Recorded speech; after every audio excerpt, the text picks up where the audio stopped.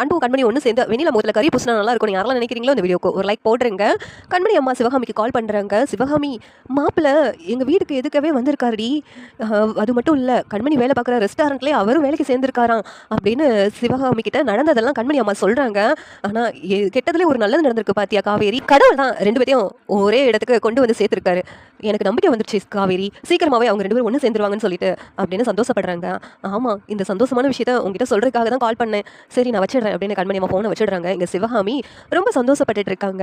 அப்போ வெண்ணிலா வந்துட்டு நம்ம அன்போட க்ளவுட் கிச்சனை அடிச்சு நொறுக்கின விஷயம் இன்னும் தெரியாமல் இருக்கு, ரொம்ப சந்தோஷமா இருக்காங்களே அப்படின்ட்டு பார்க்குறாங்க. என்னடி நான் சந்தோஷமா இருக்கிறது உனக்கு வயிற்றுச்சலாக இருக்குமே, இனிமேல் எனக்கு எந்த கவலையும் இல்லை, என் பையனையும் மருமகளை பற்றி நான் கவலைப்படவே தேவையில்லை, அவங்க சீக்கிரமாக ஒன்று சேர்ந்துருவாங்கன்னு எனக்கு நம்பிக்கை வந்துருச்சு அப்படின்னு சிவகாமி சொல்லிட்டு போயிடுறாங்க. உடனே வெண்ணிலா என்ன நடந்துச்சுன்னு இந்த சிவகாமி இப்படி சொல்லிட்டு போறா, இந்த சிவகாமி எதுக்காக சிரிச்சுக்கிட்டு இருக்கா அப்படின்னு ஒன்றும் புரியலையேன்னு குழம்பி போய் வெளியில் போயிட்டு இருக்காங்க. அப்போ கண்மணியை எதாச்சியா மீட் பண்ணுறாங்க. மீட் பண்ணதும் இவளை இப்போ சும்மாவே விடக்கூடாது அப்படின்ட்டு கண்மணி கிட்ட போகிறாங்க.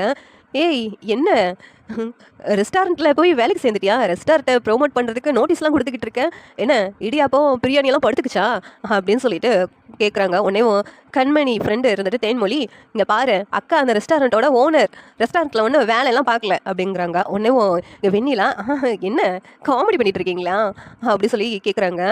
ஏய் அவள் சொல்கிறது உண்மைதான், அன்றைக்கி என்ன ரொம்ப நக்கலாக பேசுனீங்க, ஒரு ஹோட்டல் கூட உங்களால் வைக்க முடியாதுன்னு சொல்லிட்டு, இப்போ நான் இந்த ரெஸ்டாரண்ட்டோட ஒன் ஆஃப் த பார்ட்னர், அது உனக்கு தெரியுமா, ஜேபி ரெஸ்டாரண்ட் உனக்கு தெரிஞ்சிருக்குமே எவ்வளோ ஃபேமஸ் ஆனதுன்ட்டு, அதோட பார்ட்னர் தான் நான் அப்படின்னு சொன்னதும் இங்கே வெண்ணிலாக்கு அதிர்ச்சியாக இருக்குது. என்ன அன்புவை விட்டுட்டு அந்த ஜேபி ரெஸ்டாரண்ட் ஓனரை கரெக்ட் பண்ணிட்டியா, கண்டிப்பாக நீ சரியான வழியில் இதை நடத்தியிருக்க முடியாது, அதுக்கு எவ்வளோ செலவாகும்னு எனக்கு தெரியும், வேறு வழியில் தான் நீ இதெல்லாம் முயற்சி பண்ணி உனக்கு இதை வந்திருக்கும் அப்படிதான் நினைக்கிறேன் அப்படின்னு வெண்ணிலா தப்பா பேசுறாங்க. உடனே கண்மணிக்கு கோவம் வந்து 4 அரை அறையிறாங்க. யாரடி தப்பா பேசிக்கிட்டு இருக்க, அந்த மாதிரி புத்தியெல்லாம் உனக்கு தான் இருக்கும், என்ன உன்னுடைய புத்தியை என்கிட்ட சொல்லிக்கிட்டு இருக்கியா, யாரை எப்படி கெடுக்கலான்னு முயற்சி பண்றவதான் நீ எல்லாம் என்கிட்ட பேசாத, முதல்ல இந்த இடத்த விட்டு போ, நீ பக்கத்தில் வந்தாலே எனக்கு பேட் வைப் தான், உடனே இந்த இடத்த விட்டு கிளம்பி போயிடுன்னு சொல்லிட்டு வெண்ணிலாவை அடிச்சு துரத்திடுறாங்க.